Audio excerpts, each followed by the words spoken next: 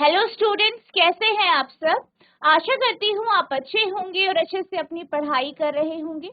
मैं मोनिका रावत आपका स्वागत करती हूँ आईसीटी वर्चुअल क्लासरूम देहरादून में। बच्चों, आज हम क्लास 6 का जो आपका सब्जेक्ट है साइंस, उसका chapter motion and measurement of distance को स्टार्ट करने जा रहे हैं। तो सबसे पहले बच्चों, हम यहाँ पे मोशन यानी गति के कॉन्सेप्ट को पढ़ें। अगर हम बात करें गति की, गति से आप क्या समझते हैं? गति को हम ये समझ सकते हैं कि आप चल रहे हैं या आप क्या कर रहे हैं, समय के साथ अपनी स्थिति बदल रहे हैं, वही गति कहलाता है। जब आप एक जगह से दूसरे जगह जाते हैं, एक जो है प्लेस से दूसरे प्लेस जाते हैं, तो हम क्या कहते हैं कि आप मोशन में हैं, आप गति में हैं या गतिमान हैं। अब मान लीजिए आपको क्या करना है, आप जो है आप घर में हैं, ठीक है, आपका घर मान लीजिए यहाँ पे है, ठीक है, और आपको स्कूल जाना है, ठीक है। आप घर में हैं, फिर आपको क्या करना है, स्कूल जाना है। घर से कहाँ जाना है, स्कूल जाना है। तो आप कैसे जाते हैं? आप जो है या तो पैदल जाते हैं यानी पैरों के माध्यम से, या साइकिल में या बस में, ठीक है। तो यहाँ पे क्या हो रहा है, आप क्या कर रहे हैं, गति कर रहे हैं। कैसे कर रहे हैं? घर से स्कूल जा रहे हैं, जैसे आप रोज घर से स्कूल आते हैं, और यहाँ पे आपने क्या किया, एक माध्यम लिया जिसके कारण आप गतिमान हो पाए या चल पाए। क्या लिया आपने? आपने या तो आप अपने आप पैदल चले, या फिर आपने बस की मदद से गए, या आप साइकिल में गए। तो जो भी आपके यहाँ पे माध्यम थे, उनको हम क्या कहते हैं, उनको हम ट्रांसपोर्ट कहते हैं यानी यातायात। तो बेसिकली यातायात यानी ट्रांसपोर्ट की अगर बात की जाए, तो यातायात या ट्रांसपोर्ट वह माध्यम है, वह साधन है जिसके कारण आप गतिमान हो पाते हो, चल पाते। जैसे जब आप पैरों से चलते हो तो आपका वहां पे यातायात का माध्यम क्या है, आपके जो पैर है। इसी तरीके से आप साइकिल से जाते हो तो वहां पर यातायात का माध्यम क्या है, साइकिल है। या आप बस से जाते हो तो बस में क्या है माध्यम, आपका जो है बस है, यातायात का माध्यम आपका बस है। इसी तरीके से आप मोटरसाइकिल में जाते हो तो आपका यातायात का माध्यम क्या है, मोटरसाइकिल, ठीक है। तो यहाँ पे हम देख सकते हैं कि हम जब भी हम किसी एक जगह से दूसरे जगह जाते हैं तो हम क्या करते हैं, हम यातायात के माध्यम का उपयोग करते हैं यानी ट्रांसपोर्ट का उपयोग करते हैं, जिसके कारण हम एक जगह से दूसरी जगह तक जा पाते हैं, या जहां भी हमें जाना है वह जा पाते हैं। अब यहाँ पे आपने देखा कि आजकल हमारे पास अलग अलग प्रकार के जो है यातायात के माध्यम हैं। जैसे आप पैदल, अगर आप किसी पास वाली जगह जाना चाहते हैं, जैसे 1 किलोमीटर की दूरी, 2 किलोमीटर की दूरी, तो आप क्या करते हैं, आप पैदल वहां जाते हैं। अगर आप जो है मान लीजिए आप जो है स्कूल जाना चाहते हैं और आपका स्कूल 10 किलोमीटर दूर है, तो या तो आप बस से जाएंगे या मोटरसाइकिल से जाएंगे, या फिर आप क्या करेंगे, आप जो है किसी टेम्पू या रिक्शा के माध्यम से जाएंगे। मान लीजिए आपका स्कूल जो है 3 से 4 किलोमीटर दूर है, ठीक है, तो आप क्या कर सकते हैं, आप साइकिल में भी वहां जा सकते हैं। और मान लीजिए आपको कहीं बेहद दूर जाना है, जैसे कि आपको क्या करना है, आपको जो है देहरादून से जो है हरिद्वार जाना है, तो आप किस में जाएंगे, या तो आप कार में जाएंगे, या बाइक में जाएंगे, या फिर बस में जाएंगे, ठीक है। अगर आपको मान लीजिए क्या करना है, उत्तराखंड से आपको साउथ में जाना है, मान लीजिए आपको तमिलनाडु जाना है, तो आप कैसे जाएंगे, आप फ्लाइट में जाएंगे, ट्रेन में जाएंगे, ठीक है।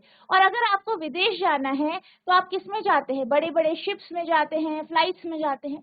तो आप देख सकते हैं जिस प्रकार से दूरी जो है बदल रही है, उस प्रकार से हमारे यातायात के साधन भी बदल रहे हैं, और हमारे पास आज के टाइम में अनेक प्रकार के यातायात के साधन, ठीक है। अब अगर हम बात करें यातायात के साधनों की, यानी जो आपके मीन्स ऑफ ट्रांसपोर्ट है, इनकी अगर हम बात करें, तो अब यहाँ पे या आज के समय की बात की जाए तो आजकल हमारे पास अनेकों प्रकार के साधन हैं। लेकिन एक समय था जब हमारे पास इस प्रकार के साधन नहीं थे। मनुष्य ने क्या किया, धीरे धीरे डेवलपमेंट किया, धीरे धीरे प्रोग्रेस की, तब जाके वो आज के समय में।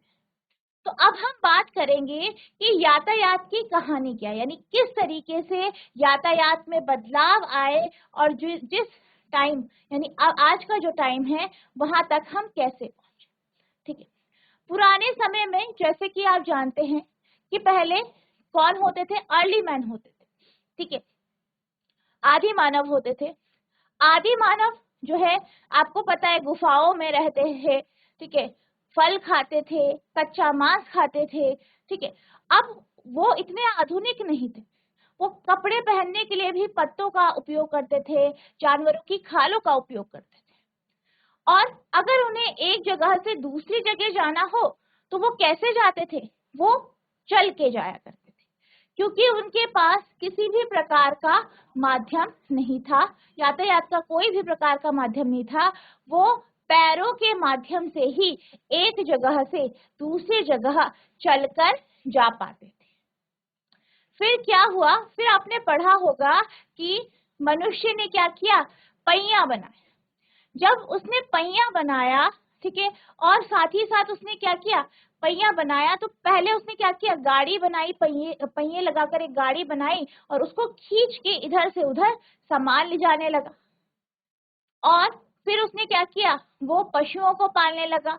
ठीक है, उसने घोड़े पाले, ठीक है, उसने जो है बैल पाले, और फिर क्या बनाई, घोड़ा गाड़ी और बैलगाड़ी।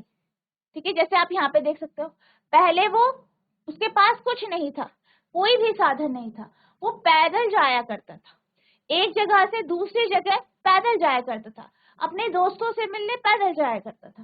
फिर क्या हुआ, फिर उसने पहिए का आविष्कार किया, गाड़ी बनाई, ठीक है, लकड़ी की गाड़ी बनाई, और फिर जानवरों के साथ उसे जोड़ा और आपकी जैसे बैलगाड़ी, घोड़ा गाड़ी बनाई, जिसके माध्यम से वो एक जगह से दूसरी जगह अब ज्यादा तेजी से जा पाता था और बड़े ही आराम से जाने लगा।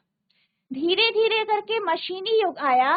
मशीनी युग आने के कारण आपके अनेकों प्रकार के यातायात के माध्यम बने, जैसे आपका ट्रैक्टर बन गया, आपके जो है मोटरसाइकिल बन गई, कार बन गया, स्कूटर बन गया, और आपका क्या बना, रेल। रेल जिसमें स्टीम का उपयोग किया गया। धीरे धीरे करके आपके इलेक्ट्रिक ट्रेन आई, और साथ ही साथ आपके जो है नावों का, ठीक है, नाव हो गए, आपके हवाई जहाज हो गए, ये बनाए गए, और इनके माध्यम से मनुष्य क्या कर पाया, एक जगह से दूसरी जगह जा पाया, यानी इधर से उधर जा पाया। ठीक है, तो इस तरीके से क्या हुआ, धीरे धीरे करके मनुष्य का बौद्धिक विकास हुआ। उसके साथ साथ उसने क्या किया, यातायात के साधन में भी जो है बदलाव की, अपनी कन्वीनियंस के अकॉर्डिंग, जैसे उसको जरूरत है वैसे उसके अकॉर्डिंग उसने क्या किया, उसने जो है यातायात के साधन बनाए। जैसे आपका बस हो गया, ट्रक हो गया, ट्रेन हो गया, आपका शिप्स हो गई। ठीक है, तो अलग अलग प्रकार के उन्होंने क्या बनाए, जो है मीन्स ऑफ ट्रांसपोर्ट, यानी यातायात के माध्यम।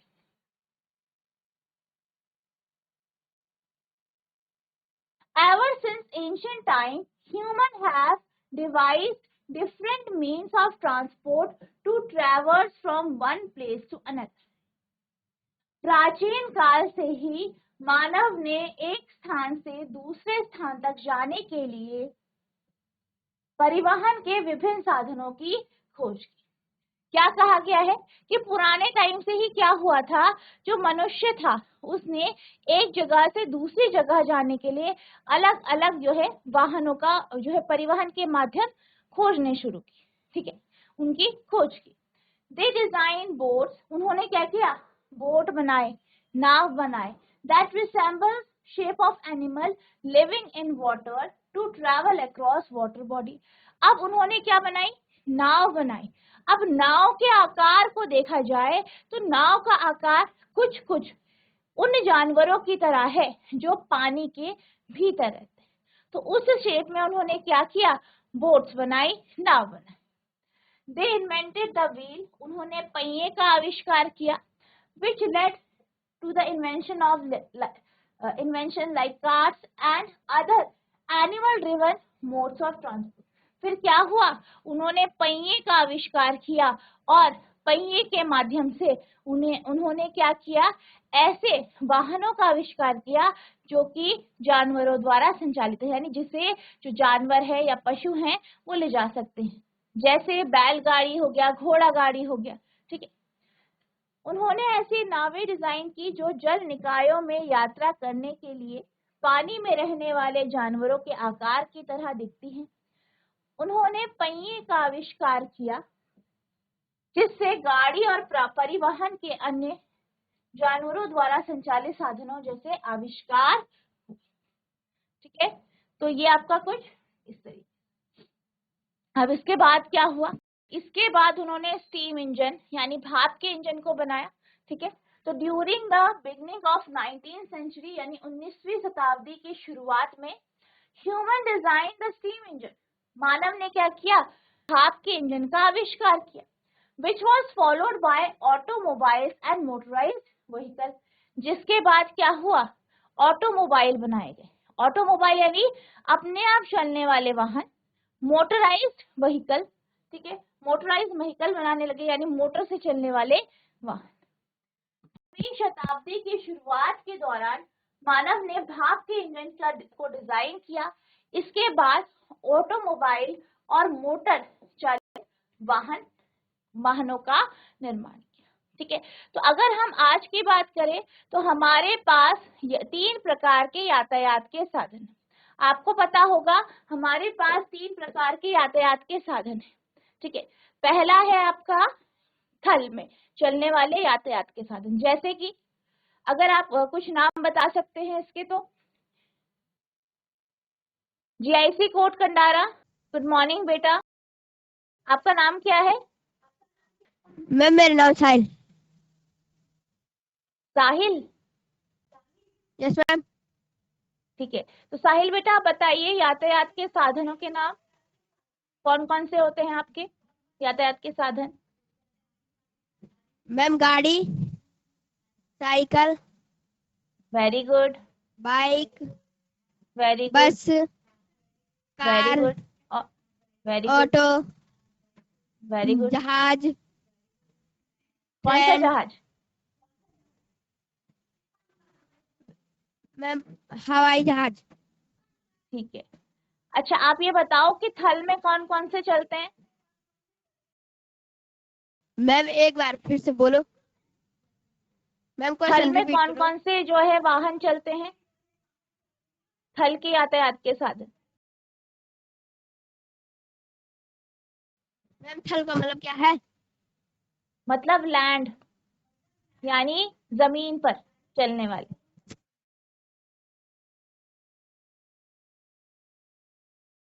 Ma'am car. Very good, ma'am bike. Very good. अच्छा अब जल में चलने वालों मैम के नाम ऑटो। बताइए। वेरी गुड, जल में? बस। मैम पानी का जहाज। हाँ very good, ma'am boat. Very good. अच्छा अब मैम वायु मोटर में बोट। बताइए। वेरी गुड, वायु में? मैम जहाज। एयर में कौन से चलते हैं? हाँ जी, मैम जहाज। कौन सा जहाज बेटा? मैम हवाई जहाज। Very good, very good, very good Sahil. Ma'am ठीक है, helicopter. Ma'am helicopter. Very good बेटा। सब साहिल के लिए तालियां बजाएंगे। वेरी गुड बेटा, ठीक है, बैठ जाइए। ठीक है, तो ये आपके क्या है, ये आपके मीन्स ऑफ ट्रांसपोर्ट है, यातायात के साधन। तो आपके पास 3 प्रकार के यातायात के साधन होते हैं, मीन्स ऑफ ट्रांसपोर्ट होते हैं। एक जो आपका जमीन में चलता है। साहिल बेटा बैठ जाइए। एक पहला जो है वो है आपका जो जमीन पर चलता है, जमीन पर यानी कि थल पर चलता है, जैसे आपकी ट्रेन हो गया, बस हो गया, कार हो गई, ठीक है। तो ये कहाँ पे चलते हैं, आपके थल पर यानी जमीन पर। दूसरा है जल पर चलने वाले यानी जो पानी में चलते हैं, जैसे नाव हो गई। नेक्स्ट है जल में चलने वाले यानी जो पानी में चलते हैं, जैसे आपकी नाव हो गई, मोटर बोट हो गई, पनडुब्बियां हो गई, तो ये कहाँ चलती हैं? ये जो है आपकी पानी में चलती है। अगर वायु की बात करें, एयर में क्या क्या चलते हैं आपके? हेलीकॉप्टर हो गया, जो है हवाई जहाज हो गए, ठीक है, एरोप्लेन। तो ये आपके किसके उदाहरण हैं? वायु के जो है आपके यातायात के साथ। तो इस प्रकार से आपको पता होना चाहिए कि कौन सा आपका किसका एग्जाम्पल है, ठीक है। आप देख सकते हैं हमारे पास अनेकों जो है अब यातायात के साधन हैं, जैसे कि आपका हवाई जहाज हो गया, साइकिल हो गई, ठीक है, पानी का जहाज हो गया, ठीक है, बस हो गया, ट्रेन हो, ठीक है। तो ये आपके यातायात के साधन। अब हम चलते हैं मेजरमेंट यानी मापन के कॉन्सेप्ट की तरफ। तो मापन के कॉन्सेप्ट को समझने के लिए सबसे पहले हम एक एक्टिविटी करेंगे और इसके माध्यम से मापन यानी मेजरमेंट क्या होता है इसे समझेंगे, ठीक है। तो यहाँ पे हम बात करेंगे how wide is this desk, यानी ये जो डेस्क है, ये जो मेज है, वो कितना चौड़ा है। यहाँ पर हम क्या करेंगे, हम कुछ चीजों के माध्यम से, कुछ वस्तुओं के माध्यम से मापन देखेंगे कि किस प्रकार से मापन होता है। अब यहाँ पर हम क्या देखने वाले हैं कि जो हमारी डेस्क है, जो हमारी मेज है, वो कितनी चौड़ी है। यहाँ पे हम क्या करेंगे, आपने गिल्ली डंडा देखा होगा जिससे आप गिल्ली डंडा खेलते हैं। आपको गिल्ली और डंडा लेना है और इसके माध्यम से आप क्या करेंगे, यहाँ पर मेज की चौड़ाई को मापेंगे। सबसे पहले आप डंडा लेंगे, उसे इस मेज के किनारे पे रख देंगे, ठीक है, इसके बॉर्डर पे रख देंगे। फिर गिल्ली लेंगे और उसके आगे इस तरीके से रख देंगे। अब जहां पर ये गिल्ली और डंडा आ जाएगा, वहां पर एक आप क्या करेंगे, किसी चौक के माध्यम से एक मार्क लगा देंगे, ठीक है, वहां पे हल्का सा निशान लगा देंगे ताकि आपको पता चल जाए कि आपने इस गिल्ली और डंडा से इतना मेजर कर लिया है, इतना माप लिया। अब फिर आप क्या करेंगे, इसके बाद आप क्या करेंगे, इसी गिल्ली और डंडे को आगे रखेंगे और फिर आगे मेजर कर पाएंगे। अब यहाँ पे आप देख पाएंगे, जैसे कि आप यहाँ पे देख सकते हो कि यहाँ पे जो ये मेज है, इसकी जो चौड़ाई है वो जो है 2 गिल्ली और 2 डंडे के बराबर। अब मान लीजिए हम क्या करते हैं, यहाँ पे तो हमने एक ही गिल्ली डंडे से मेजरमेंट किया, मार्क लगाया और फिर आगे का मेजर किया। अब हम क्या करते हैं, हम 2 पेयर लेंगे, यानी 2 जोड़े ले लेंगे गिल्ली डंडा के, यानी 2 गिल्ली और 2 डंडे। अब हमने क्या किया, पहले एक गिल्ली को रखा, ठीक है, पहले एक डंडे को रखा, फिर एक गिल्ली को रखा, फिर दूसरी गिल्ली को रखा और फिर डंडे को रखा। अब हमने यहाँ पे क्या देखा, हमने ये देखा कि जैसे हम पहले मेजर कर रहे थे, हमने क्या किया था, मार्क किया था और गिल्ली डंडे को दोबारा से शिफ्ट करके मेजर किया था, जिससे क्या हुआ, पूरा का पूरा जो आपका डेस्क था, जो आपका मेज था, उसकी चौड़ाई आपने माप ली थी, जो कि कितनी आई थी, 2 गिल्ली और 2 डंडों की लंबाई के बराबर। यहाँ पर क्या देखा गया, यहाँ पर आपने 2 अलग अलग गिल्ली ली, 2 अलग अलग डंडे लिए और उनको लगाया। फिर आपने देखा कि जो आपकी गिल्ली है, जो गिल्ली डंडा है, वो क्या हो रहा है, आखिर में बाहर निकल रहा है। तो यहाँ पे क्या हो गया है, यहाँ पे एक चीज हो गई है, क्या हुआ है कि जो गिल्ली डंडा है, जो आपने 2 पेयर लिए गिल्ली डंडे के, उनमें जो है दोनों की लंबाई में भिन्नता है, दोनों क्या है, अलग अलग है, जिस कारण आप इसको पूरा एक्यूरेटली मेजर नहीं कर पाए। पहले क्या हुआ, आपने एक ही गिल्ली डंडा से मापा तो पूरी की पूरी चौड़ाई 2 गिल्ली डंडे के बराबर आ गई।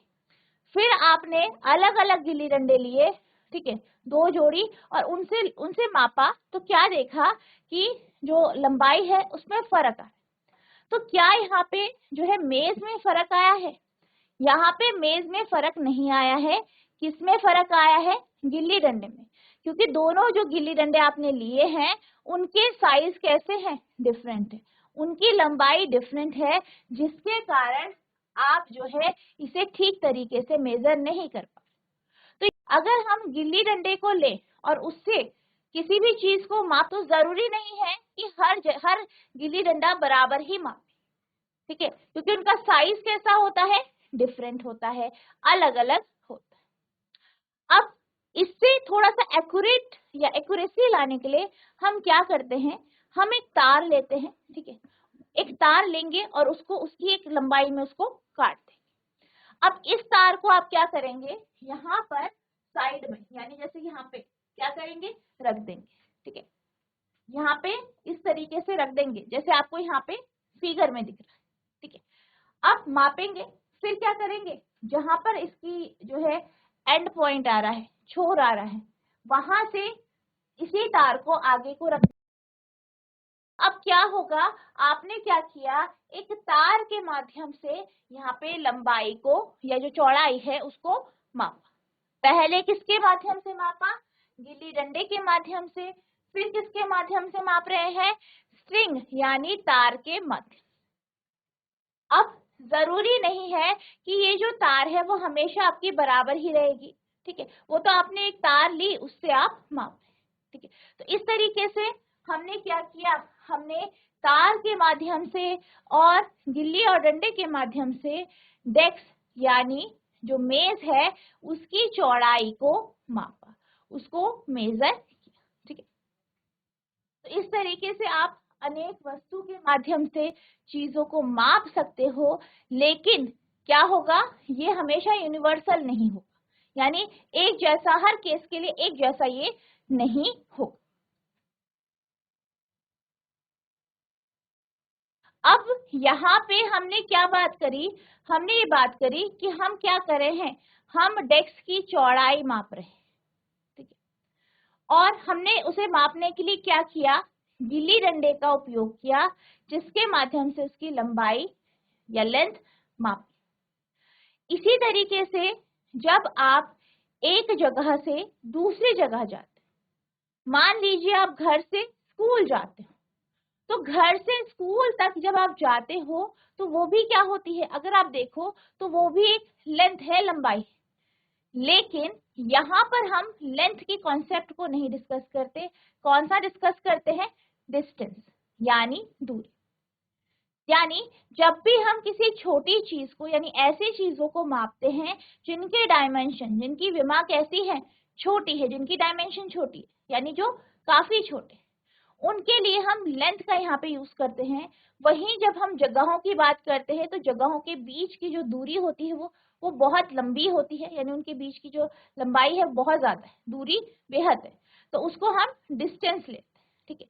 तो यहाँ पर हम बात करेंगे लेंथ और डिस्टेंस के कॉन्सेप्ट, ठीक है, दूरी और लंबाई के कॉन्सेप्ट। अगर हम दूरी की बात करें, डिस्टेंस की बात करें, तो डिस्टेंस किसके लिए होता है, जो कि बेहद दूर है या बहुत ही ज्यादा लंबा है। जैसे कि हम बात करते हैं किसकी, length of a table, table की लंबाई की बात करते हैं। वहीं जब हम मुंबई से दिल्ली की बात करते हैं तो वहां पर हम दूरी की बात करते हैं। क्यों करते हैं, क्योंकि मुंबई और दिल्ली आपस में क्या है, बेहद दूर, ठीक है, बहुत ज्यादा दूर है। मुंबई से दिल्ली जाने में आपको बेहद टाइम लगेगा, तो वहां पे आप डिस्टेंस यानी दूरी को लेते हैं। और लंबाई किसके लिए लेते हैं, जहां पे आपकी कम दूरी होती है या कम या छोटी डायमेंशंस होती हैं, ठीक है। डिस्टेंस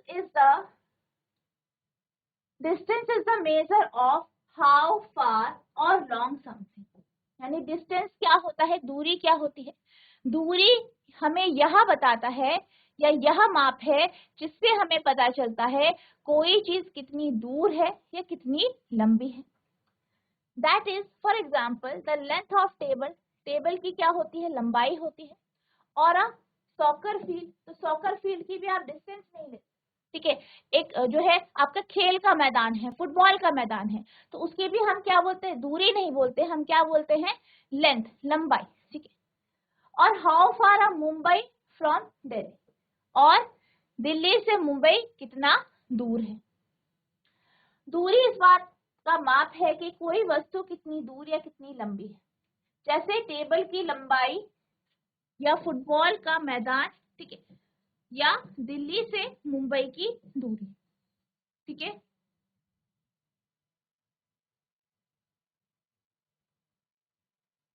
अब अगर हम लंबाई की बात करें, लेंथ की बात करें, तो जब भी हम लंबाई को मापते हैं तो उसे हम एक इकाई में यानी यूनिट में मापते हैं, ठीक है, यानी उसका कोई एक इकाई या मात्रक होता है। अभी हमने जो लंबाई की हम बात कर रहे थे, बेसिकली यहाँ पे हम क्या कर रहे थे, हमने जो है मेज की बात करी और मेज की हम चौड़ाई की बात करें, ठीक है। तो आप ये समझ सकते हैं हम इसकी लेंथ ही माप रहे हैं, ठीक है। तो यहाँ पर हमने क्या किया, हमने चीजों के माध्यम से लंबाई को मापा, जैसे गिल्ली डंडा के माध्यम से, स्ट्रिंग यानी तार के माध्यम से हमने इसे मापा, ठीक है। लेकिन जब भी हम लंबाई को मापते हैं तो हम कुछ ना कुछ यूनिट मांगते हैं, ठीक है, कुछ यूनिट मानते हैं, ठीक है, जिसके माध्यम से हम मापते हैं। अब जैसे अभी हमने गिल्ली डंडा की बात की, तो मैंने क्या कहा, मैंने ये कहा कि जो आपकी डेस्क है, जो आपका मेज है, उसकी जो चौड़ाई है वो 2 गिल्ली डंडा के बराबर है, ठीक है। 2 गिल्ली 2 डंडे लगाएंगे तो आप बराबर। तो यहाँ पे हमारी जो यूनिट है वो वह वस्तु है जिसके माध्यम से हमने इसे मापा। या तार की बात करें कि हमने एक तार ली, उससे मापा, और वो हमारी जो तार है, 2 तार को हम मिला दें तो उतनी लंबाई। तो यहाँ पे हम क्या करते हैं, ये तो हमारा जो है एक वेग यानी एक धुंधला सा हमने एक कॉन्सेप्ट ले लिया, ठीक है। यहाँ पे भी ये क्या है, एक प्रकार की यूनिट है। लेकिन स्टैंडर्डाइज में या जब स्टैंडर्ड की हम बात करते हैं, जब भी हम लंबाई को मापते हैं तो हमेशा एक यूनिट में मापते हैं। अब यूनिट क्या होता है, यूनिट एक क्वांटिटी होती है, ठीक है। हमारे पास एक क्वांटिटी है, ठीक है, एक मात्रा है जिसे हम जानते हैं। उसको जब हम किसी दूसरी चीज से कंपेयर करते हैं, ठीक है, तो हम क्या कहते हैं, उसको ही हम यूनिट कहते हैं। जैसे हम जब भी लंबाई की बात करते हैं तो लंबाई में हमारी जो यूनिट या जो हमारा मात्रक होता है वो आपका मीटर होता है, ठीक है। मीटर हो गया, सेंटीमीटर हो गया, किलोमीटर हो गया, ठीक है, फुट हो गया, इंच हो गया। तो ये क्या है, ये मात्रक। अब यहाँ पे क्या होता है, मान लीजिए हमने ये कहा कि जो डेस्क है उसकी जो लंबाई है वो मान लीजिए आपकी, हम बोलते हैं कि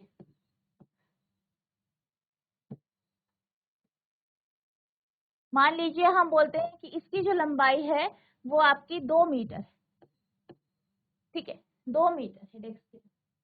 तो यहाँ पे हम क्या कर रहे हैं, डेस्क क्या है, जो आपके पास जो मेज है उसकी जो हम चौड़ाई माप रहे हैं वो हमें पता नहीं है, वो अननोन है। हम उसे क्या कर रहे हैं, एक नोन, यानी ये क्या है, मीटर के बारे में हमें पता है, मीटर कितना होता है, उससे हम माप रहे हैं, उस क्वांटिटी से हम माप रहे हैं, ठीक है। तो हम क्या करते हैं, हमेशा यूनिट के साथ क्या करते हैं, यूनिट एक ऐसी जो है आपका एलिमेंट है जिसके साथ हम क्या करते हैं, किसी अननोन क्वांटिटी का यानी कोई ऐसी मात्रा है जो हमें पता नहीं है उसको कंपेयर करते हैं, ठीक है। Length can be measure in terms of a unit, यानी लंबाई को हम यूनिट के माध्यम से मापते हैं। A unit is comparison of an unknown quantity with that of a known quantity. तो यूनिट क्या है, यूनिट वह चीज है जिसके माध्यम से हम अननोन क्वांटिटी को, ठीक है, अज्ञात राशि को ज्ञात राशि से मिलाते हैं या उसके साथ कंपेयर करते हैं, तुलना करते हैं दोनों की, ताकि हमें दोनों के जो है डायमेंशन, उनकी विमा क्या है वो पता चल सके। It is required to establish common standard or convention in order to make calculation and analysis easier worldwide. अब क्या होता है, इसकी जरूरत होती है ताकि जो है कैलकुलेशन इजी कर पाए और कैसा हो, हर जगह मान्य, ठीक है, यानी यूनिवर्सल। जैसे अभी हमने गिल्ली डंडा के कॉन्सेप्ट को पढ़ा, उसके माध्यम से हमने टेबल की चौड़ाई मापी, तो क्या देखा कि जब हमने गिल्ली डंडा को चेंज कर दिया तो लंबाई में फर्क आ गया, ठीक है। तो अगर इस तरीके का अगर हम कोई यूनिट या मात्रक लेंगे तो काफी गड़बड़ी हो जाएगी। इसलिए हमेशा ऐसी यूनिट ली जाती है जिससे कैलकुलेशन इजी हो और साथ ही साथ जो कि हर जगह यूज किया जा सके, यानी हर जगह बिल्कुल वैलिड हो, एक जैसा या एक समान हो। लंबाई को एक इकाई के संदर्भ में मापा जा सकता है। एक इकाई एक ज्ञात मात्रा के साथ एक अज्ञात मात्रा की तुलना है। दुनिया भर में गणना और विश्लेषण को आसान बनाने के लिए एक सामान्य मानक या परिपाटी स्थापित करना आवश्यक है। ठीक है, तो ये आपका क्या है, यूनिट का कॉन्सेप्ट है। तो बच्चों आज हमने जो आपका चैप्टर है motion and measurement of distances को स्टार्ट किया, जिसमें हमने मोशन यानी गति के बारे में पढ़ा, साथ ही साथ जो है यातायात के जो साधन हैं उनके बारे में डिस्कस किया, और यूनिट के कॉन्सेप्ट को भी जाना, किस तरीके से मेजरमेंट में यूनिट का उपयोग किया जाता है। मेजरमेंट के कॉन्सेप्ट को भी आपने जाना। आई होप आपको ये सारे टॉपिक समझ में आए होंगे। नेक्स्ट लेक्चर में हम इसके आगे के टॉपिक्स को कंटिन्यू करेंगे। तो बच्चों जितना आज आपको रिवाइज किया गया है, जितना भी आपको पढ़ाया गया है, इसे रिवाइज करना है। अगर कोई भी डाउट होगा तो नेक्स्ट लेक्चर में आप पूछ सकते हैं। तो बच्चों आज के लिए बस इतना ही, मिलते हैं अब नेक्स्ट सेशन में। तब तक के लिए thank you and have a nice day.